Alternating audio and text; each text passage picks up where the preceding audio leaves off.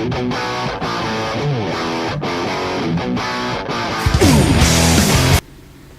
1 2, check 1 2. This shit better be recording. Ugh. So, I'm here to talk to you today about solar roads and why they're not going to work. Now, for those of you who are aware of their existence, you're probably flipping your shit over like this is the biggest shit to ever happen, green tech, this, blah blah blah.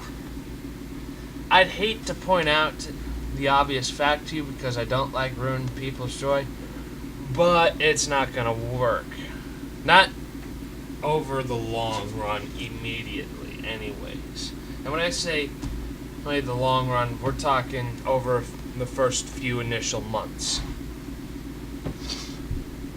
No matter how advanced solar panels have gotten in the past 30 years, there's still a relative trickle charge, which means it's a slow power input. That means you have to have a battery array somewhere to store the energy, or or a substation to transform it back into usable power at kilowatts per hour, X.X, whatever it be.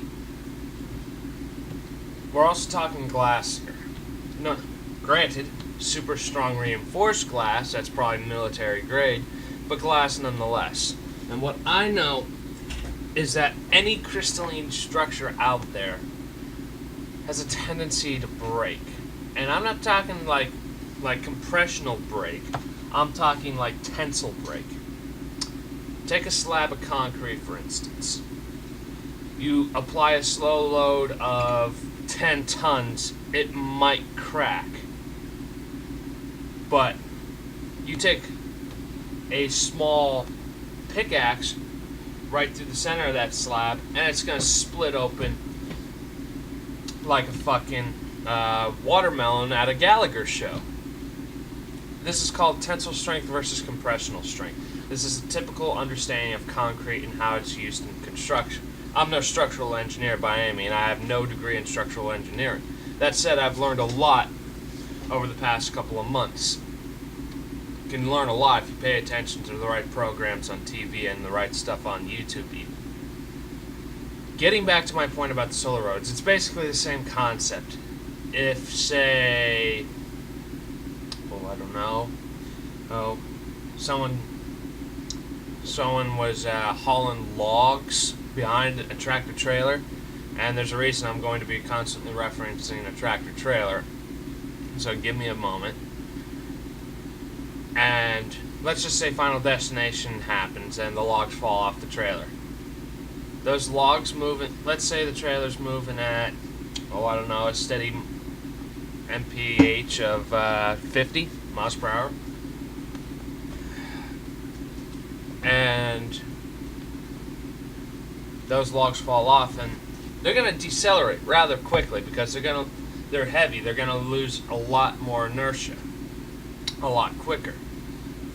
Those logs hit the road like this, kind of digging into it. That's going to crack the glass for sure, no matter what it is, because that's a lot of weight in a small area. That's why a pickaxe, when swung by a human into the center of a lone concrete slab, even if it is reinforced, is going to crack in two. And we're talking concrete pavers here, just to keep things simple. We're not talking rebar reinforced. Versus a 10-ton weight on a slab. Get what I'm saying so far? Also, getting back to the trickle charge thing, you also have to take into account we're talking about converting roads. Not the smartest idea. First of all, you're going to get a lot, and I mean a lot, of hype from the city. Because no one likes road construction, except for maybe the construction crews, and even they don't like it sometimes. For the simple fact that it's delaying traffic. A lot of politicians are not going to approve of that. I'm sure it's better in the long run, but even still, on the short term, no one's going to like it. And sure, these new solar roads are going to be segmented into panels that are going to have whatever you want on them, and that's all well and good.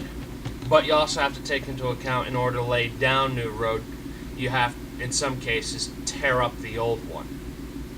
And chances are they would have to dig up the undergrowth, the road bed underneath it, where the original gravel was laid, God only knows how many years ago, following me along so far, just to wire up the new solar panels. Keeping up so far? Now, that also said, let's talk about solar panels and shadows, because no one seems to grasp the concept of a vehicle producing a shadow. Sure, we're talking a small area, but if, say, well, I don't know, low traffic zones of 95 going north from in Florida are converted over to solar roads, they're not really going to put out the cost return that they should within the time allotted. To put bluntly, shadows equal less power used. You stick, I don't know. To prove my point, I want someone to take a solar panel, make sure it's working, hook it up to a battery array, make sure you got a one-way diode so that it only puts out energy instead of sucking it down. And I want you to put like a little fan blade that casts a shadow over it with a light source. And do that for a week, and then do that without the fan casting a shadow for a week, and figure out how much the power difference is. And we're talking a low traffic zone of the 95 highway in North Florida.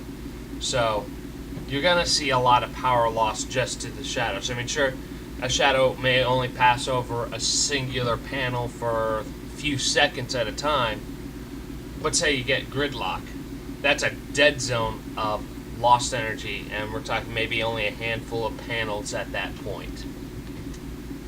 Sorry people, that's just the way it is. This video is getting a little lengthy and all, but I feel that you guys should really know this. I mean, look at a 70-foot long, well, they're probably not that long, maybe a 50-foot long trailer on a semi. Those things are like 15 feet wide, maybe? Nah, not that much. Maybe. Take that back, maybe. But you get the point. That's a big-ass shadow. Realistically, on small roads that are very low traffic zones, it'll probably get its cost return rather quickly. In low traffic zones in private communities, probably.